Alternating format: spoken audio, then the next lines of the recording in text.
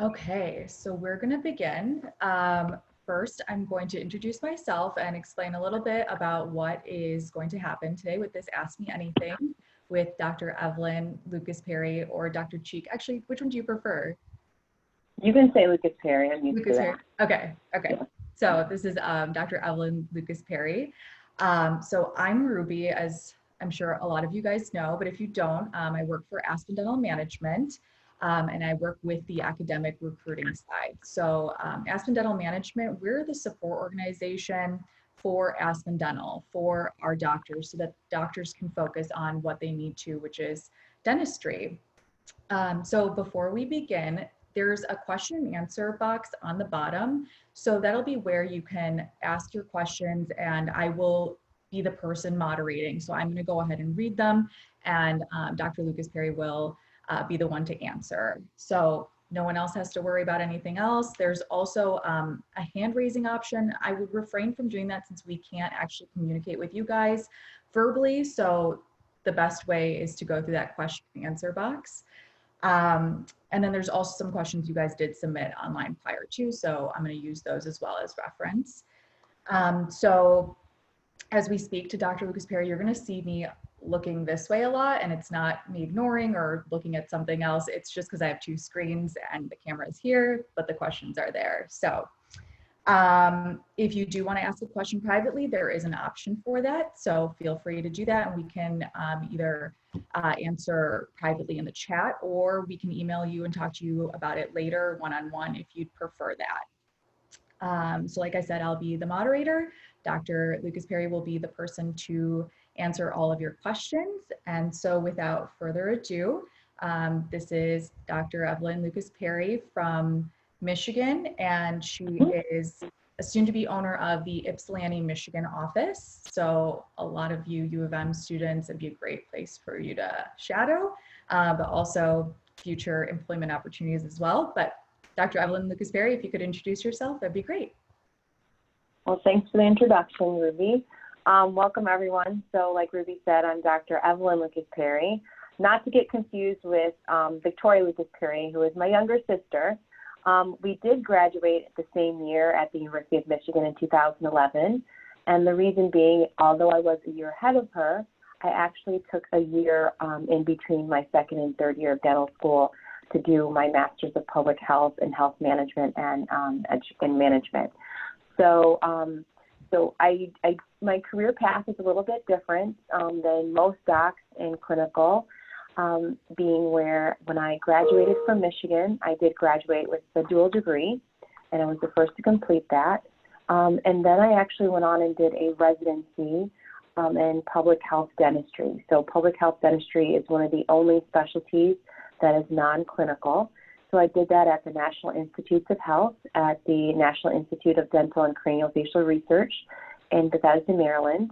Once I completed that, I did sit for my boards, and I am board certified through the American Board of Public Health Dentistry. After that, then I was recruited by the American Dental Education Association, and I served for almost 5 years as their first director of public policy research. So what I did during that time was spend a lot of time with actually a lot of deans, associate deans, and faculty and students as far as how we can progress dental education, but then also how do we expand services and care, because the dental schools do serve as a safety net. I've always kind of looked to expand my career path, and so I wanted to venture outside of the public policy realm and into actual clinical care. So during my first 6 years out of dental school, I really wasn't doing much clinical. I would kind of dabble here and there.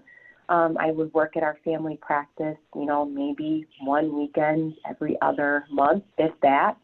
So I'd consider myself a pretty new grad, and I was trying to decide where I wanted to go, if I wanted to venture into more so private practice, or if I wanted to go into the DSO route. I did have family, so my mother is also a dentist, graduated from Michigan as well. But I did, and I was able to observe her and my sister at Aspen and what Aspen was able to offer.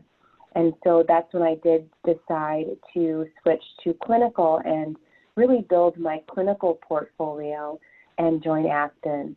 So I've been with Aspen for almost now 4 years.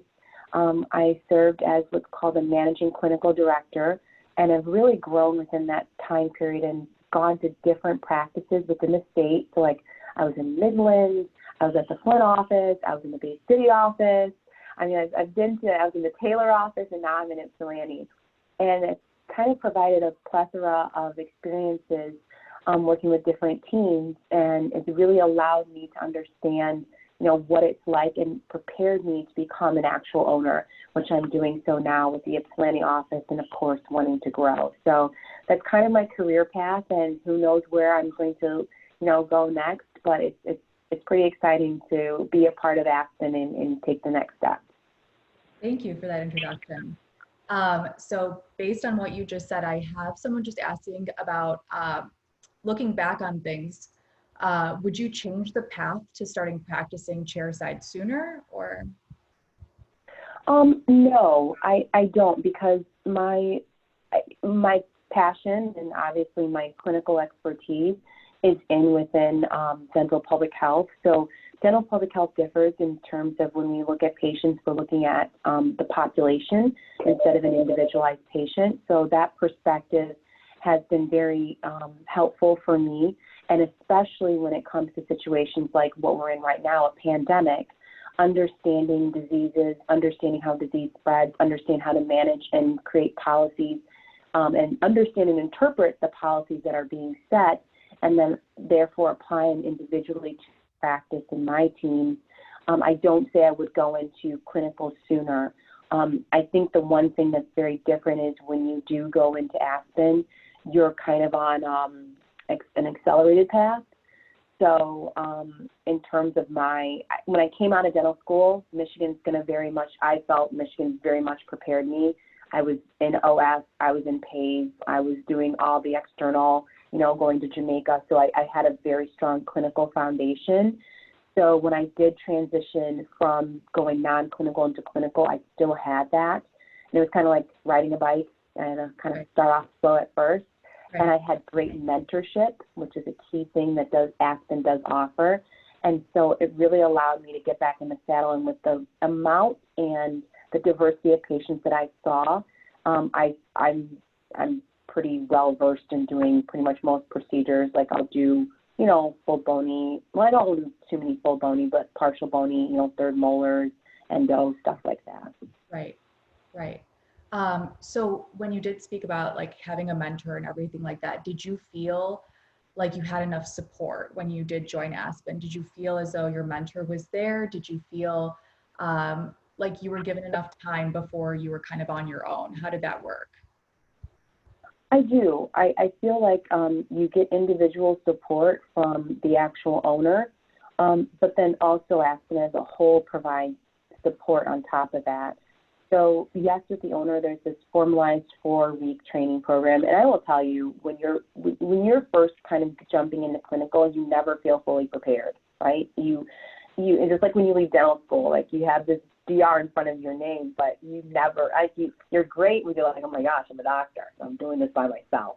So you still have that apprehension, but I think the thing that really helps is when you have a strong team around you, and when you do have that mentorship. So in addition to the actual training one-on-one that I received from my mentor doctor, I also was able to go and meet with other people that were new to Aspen. And some of them did have a clinical experience, and some of them were new grads. And some of them, like I said, had been practicing for a while, and we met in Chicago, and we did what's called our program, where we were there for a week. We went through clinical things. We went through what to understand with the schedule. I think that was the thing that was most surprising to me was it wasn't really the clinical side that I, had a difficulty with. What was the transition was really understanding the business. My background in being in the business or corporate side really lended itself, so I was able to kind of hit the ground running. But still, to really understand what all these things mean, how do you provide the best services for your patients, how do you lead your team, because you are the leader within the office. I think those are some of the intangibles that don't get taught at other places and are really fortified within your Aspen experience. Wonderful. Yeah, we do have a lot of great development programs. We've changed it up a little bit. So even during COVID, we have the ability to train new doctors, new dentists that join Right. Aspen. So we really do have a lot of resources, a lot of networking. So it's a really good thing from what I've heard from a lot of dentists. And the And vibe sessions, Ruby. yes, So even those are like kind of fun. So yeah, they were just, I think the bigger thing too was like being able to kind of connect with other dentists. So like I have like colleagues that are in different states. So like we're talking about materials. We have like chat groups going. So I think just the camaraderie of like being with, all, almost 900 offices across, the U.S., yeah, that, yeah. that's going to help. Yeah, it's a huge network, definitely. Um, and Vibe Session for you, for those of you that don't know, it's held twice to three times a year. Obviously, it might be a little bit on delay this year with Right. COVID, but it's this awesome session where we invite hundreds of students from across the nation, and we bring all of our or some of our lead doctors or owner doctors who are seeking um, dentists for positions that they have open. So there's like speed dating interviews, and then just a lot of cool Fun. courses and speakers, and just a Yeah. lot of fun just to get to know who we are as Aspen. So it's a great networking event for our current doctors, as well as students getting to know each other and just discussing Aspen and seeing, if it's something they'd be interested in. Yeah, but it is a Right. great experience.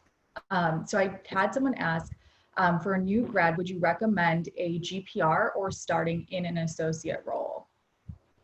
I really think it depends on, um, what you're looking at doing. A GPR can never hurt, right? Doing an additional year of schooling can never hurt. I think the question is whether you do a GPR, AGD, and then, or whether you go straight into, clinical practice. Depends on, number one, your comfort, but then also what are you going to get support-wise, mentor-wise? What are you going to get? I mean, for a lot of people, there's going to be the financial aspect, because most GPRs, if they do pay, there's not that much. Most AGDs, you do have to pay tuition. So the one thing that's kind of nice about, yes, I did a residency, but it wasn't a clinical one. So the one thing, I didn't come in with a clinical residency. So the one thing that I found that was useful, I did feel very confident about my clinical skills. I did have a good understanding of who my mentor was going to be and the assets that Aspen did, provide to me. So I felt very assured that I could go in. Like I said, my times were slower. I took my time. I understood. I had a very strong team around me, so that really helped. So for me, it was a good decision not to do a clinical residency. Excellent. So when it came to your mentorship and, having that person and learning everything that you have, do you have any suggestions on how to choose a lead dentist to mentor or which office to work for? They ask because during the interview, you can't really know if their working style is similar to yours, but you may get more of a sense after you start working with them. So how exactly do you Yeah. find that right person, that right office? I think the biggest thing is you almost have to kind of assess, like when you're doing an interview, even though they're interviewing you, you should be interviewing them, right? You should be assessing if they're the right fit.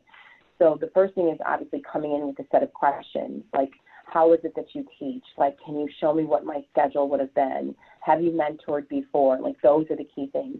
But then also just finding out what questions they're asking you. Are they asking you to go through a treatment plan?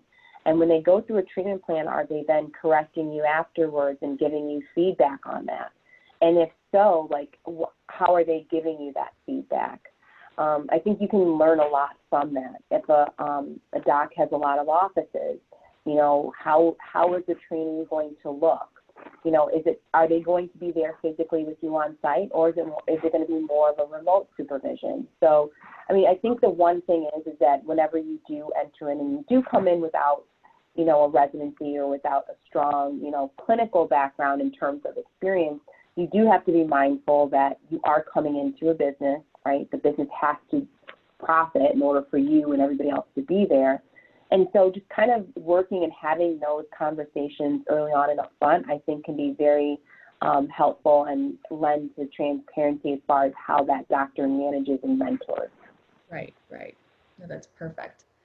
You did talk about the business and wanting to get to know it. Someone just asked, how involved are you in the business aspect?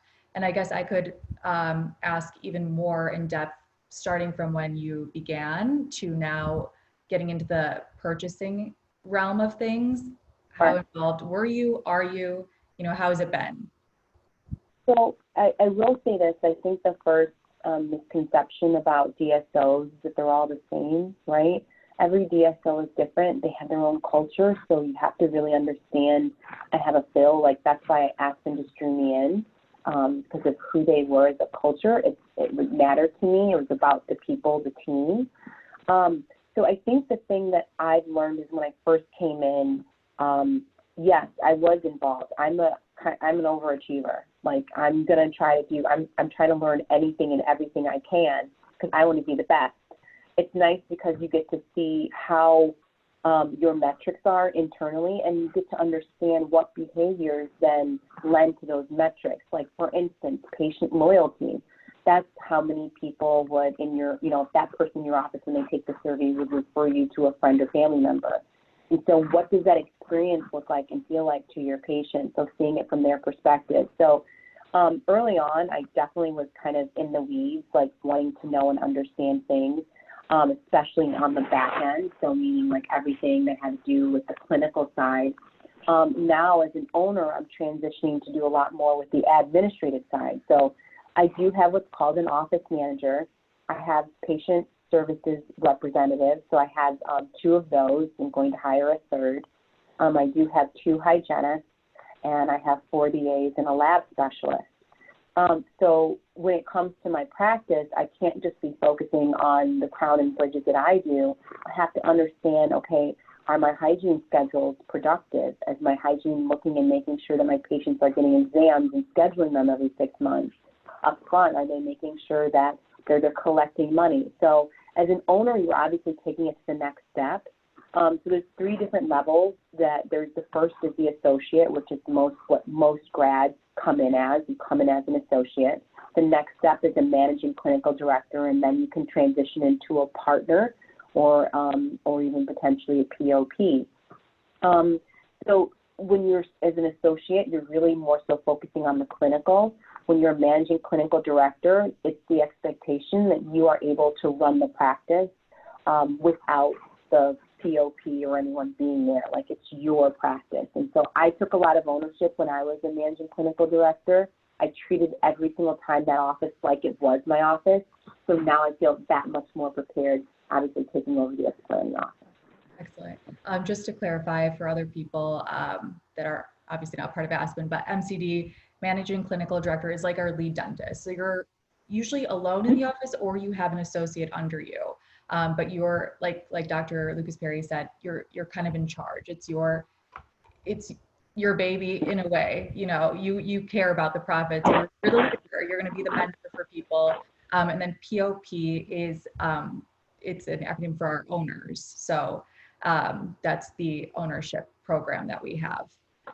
So someone just asked, with you getting more involved in everything, how involved are you with hiring of the staff, like associates, hygienists, front desk, dental assistants? Is it you, or is it Aspen Dental Management? Is it some director? Like, who exactly is doing that?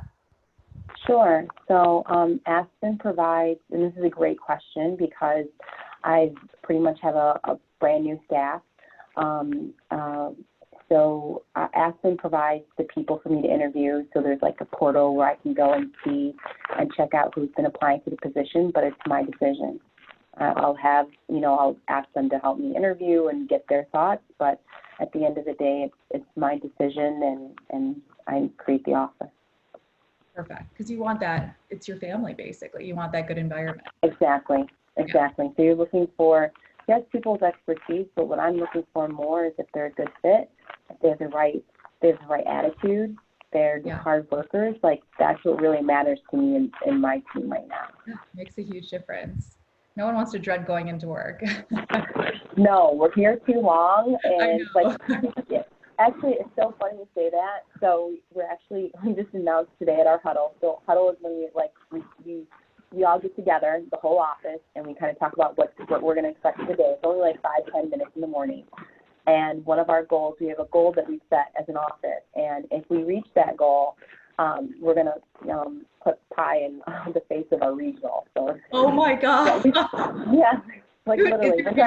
Is it Tim for you? Yeah, Tim. Tim was like, hey, if you guys meet this goal, I'll let you put pie on my face, Oh, party and everything. such a good sport. Exactly, right. So like we're trying to like make things like fun here because I mean, it's COVID. It's like not a fun time, but just being here, we're all a team. We're all in it together. Like that's the kind of vibe and atmosphere we're trying to create at my office and most of the Right.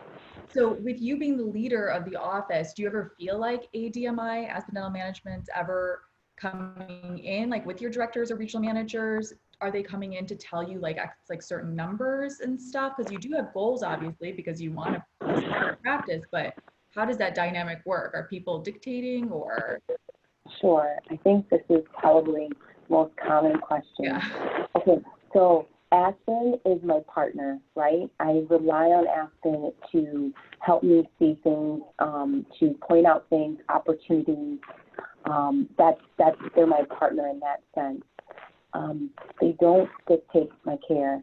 Okay, I'm like, yes, I'm very open to like learning different things, but I am the clinician of the office. I set my treatment plans. I set what I want to do and see. But the great thing about what Aspen does, though, is it provides opportunities. So, for instance, the Invisalign, right? I don't know if in private practice I would have done Invisalign. I probably would have just been like, I never liked ortho or whatever. But now in Aspen, I just feel like I have the background and the clinical support to do Invisalign. And I think the same thing when it comes to implants. Yes, I restore implants. Yes, I do, single bridge and implant supported dentures. But to actually place them, I want to make sure that I have like, a cone beam. I want to make sure that I've, done this and I'm, completely equipped. And so to have Aspen be able to provide those opportunities, that's where they come in on the clinical side for me. Do they tell me I need to implant more crowns? No. I'm telling myself I need to implant more crowns when I'm doing a 5 surface and it breaks in. Right. Perfect. You did speak about implants. There was a question posed about CE courses. Do you choose the CE courses you take, such as implants? And does Aspen pay for it, or does it just depend on the CE? It depends on the CE. So like a lot of like the sessions that they do to support us, they're already included in terms of like the CE. So like if we're doing a 5 session, there's sometimes CE that's involved, or if we're doing like a new dentist, training program, things like that, there's CE involved. They do offer and provide a whole, like they have an educational portal where I can, get free CE on different topics, or even just at least watch the videos and become, more aware of what's going on. When it comes to the implant CE, then yeah, there's a cost on my end, but you have to remember it's like everything else. The cost is going to be a lot different and a lot less if I were to do this on my own, or do this as coming from a single or just a couple unit, multi-practice, because that's the one cool thing about Aspen is it does have, the negotiating and bargaining power to really allow us to take the C's at a much drastically discounted rate. Right. We also are starting a new CE and implant learning program. So like we did with Invisalign, we're going to be slowly rolling out one with implants too. And right, and that part, like just taking those initial courses, it was free to everybody. Yeah. The only thing that we would was actually going down and placing the implants in patients. Right. What would you say has been the major changes to your professional lifestyle since transitioning from all of your research and director work to Aspen as a clinician?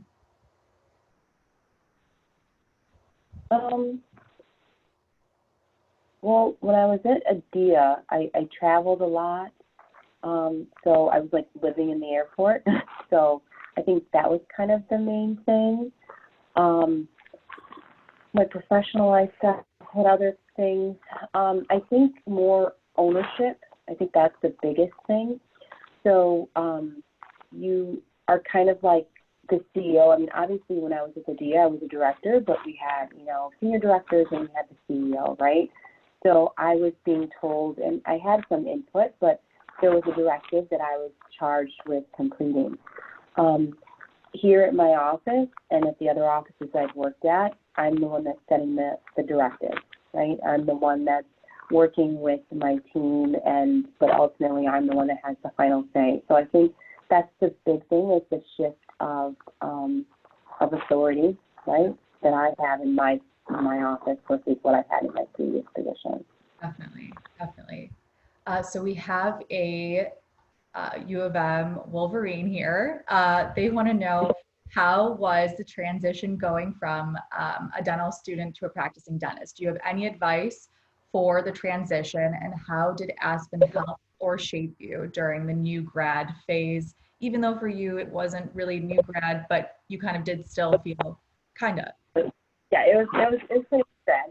Yeah. I think the biggest thing is, okay, so you don't think that some of these classes actually are helping, and you don't think some of these classes actually matter, and they all come into play. I think the biggest thing, and what allowed me to be successful and really hit the ground running when I transitioned from my non-clinical position at ADIA to Aspen, was critical thinking. Like it was literally, that's what differentiated me from being able to kind of understand, okay, what do I do in this situation? It was the critical thinking piece and understanding the why behind what I had to do. So if I could say that, so treatment planning, I hate to say it, like that course, I told, like, everyone hates treatment planning, but it literally is the foundation of where you start with. If you can't treatment plan appropriately, then what ends up happening is you start, having issues down the line, because obviously you start seeing these patients. When you're in dental school, you see the patients for maybe like 3 months, then you might see them the next, 3, and then they're like gone. Right. They're gone. So having that recurrent patient and having them look in your eye and, ask you, that's why, I think initially I was very conservative with treatment planning. So I'd have like this, 5 surface filling that clearly needed to be a crown, but I didn't want to treatment plan a crown because I thought a crown was too expensive, so I didn't want to do it.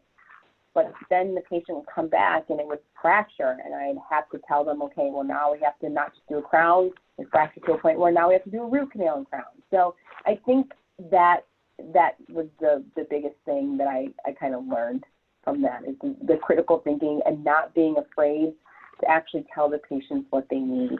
You can always walk things back, but providing the best treatment, that's what you want to lead with, and then you can kind of work and see, depending upon what they're able to do, then you can try to make, concessions and stuff. Can you speak more on the beginning stages of when you did start with Aspen and your treatment planning? Were you, seeing patients and then putting in a treatment plan, then just going ahead? Did you discuss it with a mentor or a lead doctor? Like, how did someone tell you what to do at first, or, how did that work? So at first, especially your first week, it was just really me just observing. So that's where so the one great thing is, my first practice, we had about 7 to 8 new patients a day. Okay. That's a lot of new patients, because most offices, especially in private practice, it's maybe 1 or 2 a day, 30, maybe 45 a month. So the sheer volume of cases that you're able to do and see kind of help you build up your confidence. So when I was with my mentor doc, yeah, she would be treatment planning, but then we'd kind of be reviewing, okay, what is it that you see? Is there anything that we missed? Or, did you see how I presented that case to the patient? If I did present options, how did I present those options? And why did I tell them this would be a better long-term solution? So she never used the word, this is a better solution. She always said, well, if you do this, you can't have this as an option, but this is going to get you the long term. So, the kind of little things like that, I think that was the biggest thing that helped me was, yes, initially she was there. Then moving forward, like after my, 4-week training, because after the second week, it was like I was doing most of the treatment planning and seeing the new patients. I was doing the procedures. She was checking in, like if I had a question or concern. After that, after the 4 weeks, then it was like I would just call or I would text. And also I had a network, so I had, other people that were helpful to me that I could just text pictures to. And then I would also, assist her when she was doing the, extractions, because she was like a pro at doing a bunch of extractions. And an oral surgeon didn't go to the office. She was considered the oral surgeon. So I would assist and be able to watch her firsthand and see her techniques. And so that helped on the clinical side, but then on the treatment planning side, it was really just working through cases and then really learning from what I saw back from my patients. Awesome. Yeah, it's always good to know that there's a network and there's always someone there to support you. Exactly. So what does a new dentist find frustrating? I'm assuming this is from a new student or soon to be a new grad. Yeah, so what did you find the most frustrating as a new dentist? I think what's frustrating is sometimes like patients, like I think I had to, like a lower denture, for instance, patients complaining that it's loose and it's moving, like, yes, because you have absolutely no bone, like your bone is flat. So I think that sometimes was a frustrating thing. So the biggest thing that I learned from that was learning how to discuss things with my patients and set expectations before I actually did stuff. So if I had a tooth where I'm like, look, this decay is very deep, we're going to try to do an indirect, it looks like we could be able to do an indirect pulp cap, but we have to be prepared that this tooth is going to need a root canal. I mean, having that conversation before, then having the patient come back 2 weeks later and say, well, you drilled too deep. And I'm like, well, no, I didn't. I just removed the decay and I still didn't hit the nerve. I mean, those are two different conversations where I'm setting the expectations up front. And so the same thing with the denture. Like I'm telling them, look, unless you're getting implants on the bottom, we have to expect that the lower denture is going to float and move around. So I think that was probably the biggest thing that was frustrating, but being able to have good mentorship and, again, that verbiage really helped. Yeah. Going along with that, the opposite, what are you enjoying the most about dentistry? I think the thing I enjoy most, I mean, you have your patients there. I mean, it's patients, again, like they're most frustrating and then they're most like beneficial and like fun. So you have like these patients that are just like, they just put a smile on your face. Like some of them have just the greatest demeanor. And I know a lot of you guys have dealt with it, where you've dealt with patients where you're like, oh my God. And then you dealt with patients like, oh my God. And it's like that of dynamic. So I think that's one of the most enjoyable things. The second, though, that is kind of surprising is my team, right? So in my other office, we did a lot of team, this is pre-COVID, but we did a lot of team events. That was fun.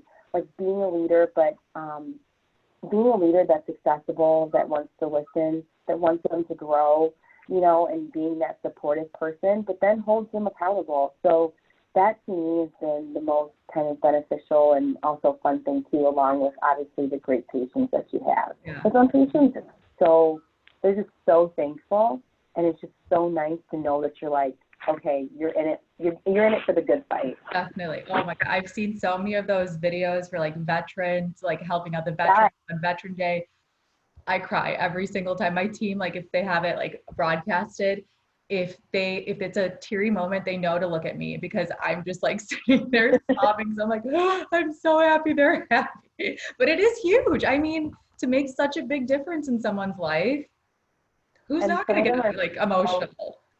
Yes, and they show up by their smiles, but then they're like bring me stuff, or they want a hug, or they want like, you know what I mean? Like it just be one tooth, and sometimes it's just as simple as making them have a good experience with an extraction or a good experience with the filling, or just even at least explaining a procedure. Like one person like, thanks for just being so professional and explaining things to me. Like just like little things like that. It goes a long way. Definitely. And with Aspen, we have such a heavy, we really emphasize the importance on patient satisfaction. A lot of our bonuses that are paid out to our doctors are based on patient satisfaction because we really want to make sure our patients are happy and want to have that good experience with their doctor that they're seeing. So, yeah. And with that too, though, Ruby, you know, one of the things that also drew me to Aspen was, yes, we are very patient-centered and focused, but the one thing that we have is our team experience does not outweigh our patient experience, meaning that if we're not working well and having a good time and making sure our team is together, and then our patients are going to feel that and they're not going to have a good experience. So that's why also I like being a part of that team, knowing like our team is really important for our patient care. Definitely, definitely. I believe this is another student based on how this is being asked. So if I start as an associate, how quickly can I become a lead dentist at Aspen Dental? If you could speak on your journey. Sure. I really think it depends on the individual and opportunity, right? So obviously if you're mobile, like you can probably go, you know, like there might not be a lead position at that office that you're initially starting at. But I think there's not a cutoff, right? There's not a, okay, well, you do a year or you do 3 years. It's not like that. You just have to be understanding and mindful about what it is to become the lead or the managing clinical director of that office. And it's pretty much across the board, but it also is very individualistic to that owner, that POP. So my owner had very high expectations about what it meant to become a managing clinical director. But because I spent so much time understanding and really pushing and getting my team and hence my practice and then hence my business into a much better state, then I was able to get there rather quickly within the year. So I just think it really depends on the individual and being able to have those conversations with the owner. So you did speak about how if you're more mobile, if you're more open to different locations, geographically speaking, did you wind up working somewhere that you wanted? Did you have to move? I didn't have to move, but I had to drive. So when I first started, the opportunity was in Midland, and I was in Flint. So or Grand Blanc, I was in Grand Blanc. So that was like an hour and like 15, 20 minutes. And like I was there early every day. I stayed late every day. That was my first 6 months. I was really pumped, and it was fine. Obviously, like, you know, the owner was able to move me to somewhere closer because, I mean, the other thing is work-life balance, right? They want you to have a good work-life balance. So I moved to a closer office, which was Flint, and then I helped out with Bay City as well. So, yeah, I mean, I was open to it though. Like, and for me, that was very helpful because I got to see different teams. I got to see how different things, and I had a little bit of a difference in patient population. So for me, it was very helpful in the beginning to actually go to different offices. And then I even would if someone needed or had to call off, I was willing on my off days to kind of be like a travel doc. So like I would help out in like Grand Rapids or Big Rapids, like other places, just because I was willing to and I wanted to see different dynamics. So did you have to bring it to your owner's attention that you wanted to be in X location in the end, or it was just a continuous conversation? How exactly did that work? Sure. So, I mean, I think that's where it's on you. I mean, especially if you have an owner that has a lot of practices, or even if they don't, you know, really having and cultivating that relationship with them, right? Because, you know, the goal is, you know, for you to grow within your position. And so you're checking in with them. So yes, to me, I said, look, if there's an opportunity where I can, you know, actually, you know, there's an opportunity for me to be closer, please think of me. This is what I would bring to the table. This is what I'm learning in my office, and this is what I think I could bring there. So yes, that conversation was had. Awesome. So this was just posed in the question and answer little box. I've heard mixed messages as it relates to joining DSOs. Aspen in particular, I hear is really heavy on dentures. What's your experience? Yeah, there's definitely mixed messages on DSOs. absolutely. And there's mixed messages if you actually, if you could go to different private practices and talk to the people individually there. I think you have to be mindful that, yes, a DSO, like I said in the beginning, kind of has its own culture and flavor. So you kind of want to make sure that you're going with that right DSO. But then in addition to that, then you kind of have to be mindful that, each DSO is an individual DSO that is managed by an individual doctor. So, certain doctors love mentoring and certain doctors are like, yeah, I want you to be on your own. So you kind of have to know the fit of that individual. And then the next question was dentures. Right, so, absolutely, dentures. Yeah. We do dentures. Yeah, we do dentures because we do a lot of extractions. But I do a lot of crowns and I do a lot of filling. Well, my associate does a lot of filling. So we do a lot of endo. I mean, I guess we do a lot of dentures and we're kind of known for that in a sense, but I think we're known for that because we have a lab on site. That's what differentiates us, and that was something that was actually really key for me to also choose Aspen was it felt like I knew dentures, a little bit. I did fine in Prof. I did better in Crown and Bridge. I was great in Crown and Bridge.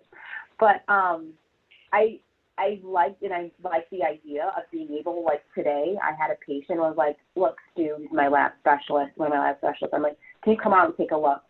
I just want you to see the plane of occlusion and what we're trying to achieve here because it's different on the model, so I had to take a different blue bite. That can't happen when I'm sending a case out. Yeah, I can describe it, but for me to describe it in a note and then also bring my lab tech out, that's just a whole different experience. So for me, we do a lot of dentures because we're really quick, but because we have a lab. And I do a lot of crowns too because I have I have tarot, I have a 3D imager. So I just do a lot of dentistry.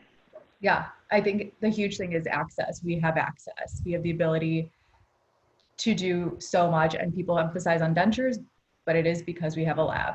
And like Dr. Lucas Perry said, the lab tech can come out immediately. That's amazing. You guys can deliver dentures much faster than. I've delivered a denture in a day. Yeah. Now that's typical. That's not typical, but I've delivered a denture in a day, which is pretty cool. But our standards, we try to get our patients a denture start to finish in a week. If we push it, we can get it within 3 days. But at the same time, I don't push rush dentures.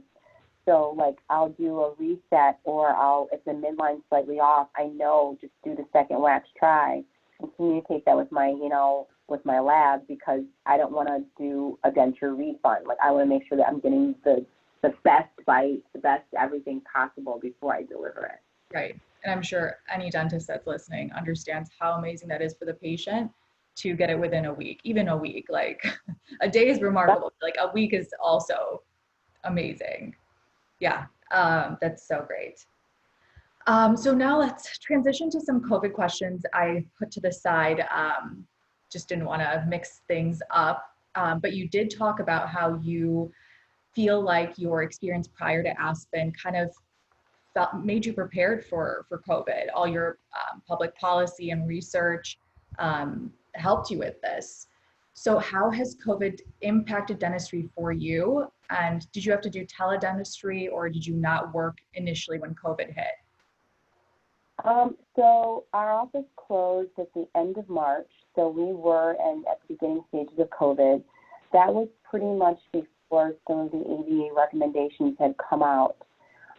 Because of my background in public health, I was already actually knew about the outbreak back in January because they were concerned and actually went to Hong Kong in November. So I don't have COVID and I never did. But I still stay up to date and in tune with a lot of public health and not just dentistry, but just public health journals. So I knew this was going on, but that's where, being able to kind of go and see what's going on with the CDC, discussing things with different public health experts. So we have different forums that I'm on and just speaking with them about what's going on in hospitals, right? I think that lended itself. So before a lot of even the recommendations came out, we had put things into place at my office, and then also obviously working with the ADMI, we had put stuff in place in our offices before a lot of stuff had quote unquote been publicized. So like we had a closed waiting room. We were already cutting back on our patients as far as if it was an elective procedure versus if it was an emergency. So my office closed at the end of March, and then in April on forward until May, I did work remotely. There were still offices that were open, and so I did triage care. So what that looked like was a patient would call in, we would do a face-to-face chat. They would call in and talk about their symptoms, issues, pretty much, and sometimes we can even pictures. We take pictures of their phone. A lot of the phone pictures, if it was a non-restorable tooth, it was very clear that they needed an extraction, and you could pretty much tell what type of extraction, especially if it was already erupted. But if not, and then you were talking about, okay, well, you're going to go and you do qualify as an emergency case, and then you'll have them and get them connected with the actual office that was open, and they would take the X-ray and do the procedure same day. But it got a lot of information out because obviously a lot of patients have a complex medical history. So you were talking about blunt thinners, making sure that they got their medical releases before they went into the office, so you could cut down on the appointment time. So that's kind of the thing that I did for those 2 months. And then coming back in June, it was, okay, how do I, build up my staff? Because I did have a lot of my staff members that did move. I had some staff members that just decided not to come back into dentistry. I wasn't going to be comfortable coming back unless we had the proper PPE, unless we had the fit, test for our mask that we could go to, places that we could go, and there was that constant communication about what we needed. So during that time, we had calls that we were on. We were talking about PPE. We were talking about how we were going to secure the correct PPE. That's the one thing I think that lended itself with working with Aspen. Like I have a bunch of I have enough PPE for my staff, and we feel very comfortable. So I'm pregnant, so I definitely wouldn't be coming back if I didn't feel, and I had young children at home, so I wouldn't feel comfortable doing any type of procedures or obviously being in healthcare if I didn't have that. So. Right. That was a follow-up question. If there was ever a shortage of PPE, but it doesn't seem like there was.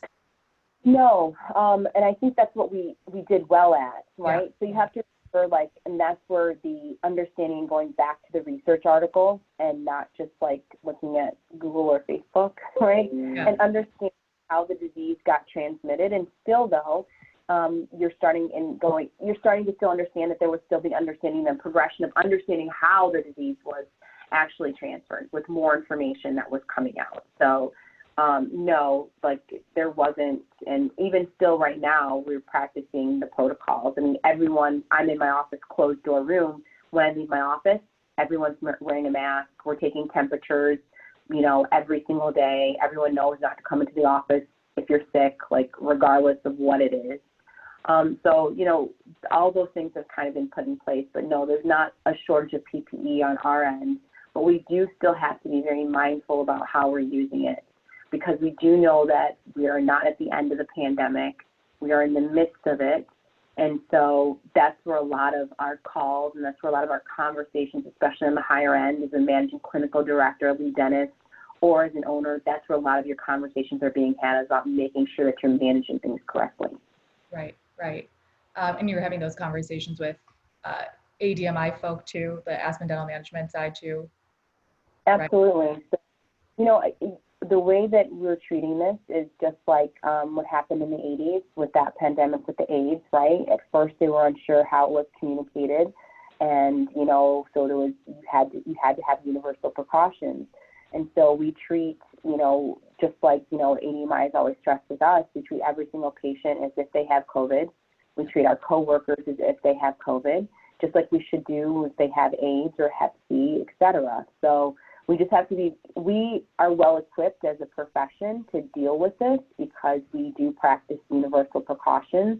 Obviously, we have to take additional steps and have additional guards to protect ourselves, but that's really where, there was a point in time, in the initial stages, we were talking about getting spacesuits. I mean, like, we were literally trying to explore everything and making sure that our teams were all safe, Yeah, right. and effective.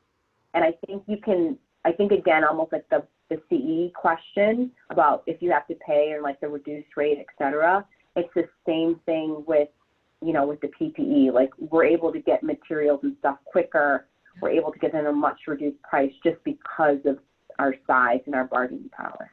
Oh yeah, we're the second largest purchaser of PPE next to the U.S. government. So from Henry Schein. So just to like put in perspective the buying power. Yeah. Yeah. Okay. So just to transition, we're kind of reaching the end. It is kind of a COVID question, but it's a little non-dental. If COVID didn't happen, what would your summer have looked like, or what will be the first thing you do when you have full freedom? Well, I asked this question. So I was supposed to go. So my husband and I take a trip every year to Paris, and so we were supposed to go to Paris. So that got canceled. So that wasn't cool. I know we like doing our summers in Paris. It's like not that busy. So, and we were actually probably going to take our girls this time. So we were going to spend probably like two weeks out in Paris.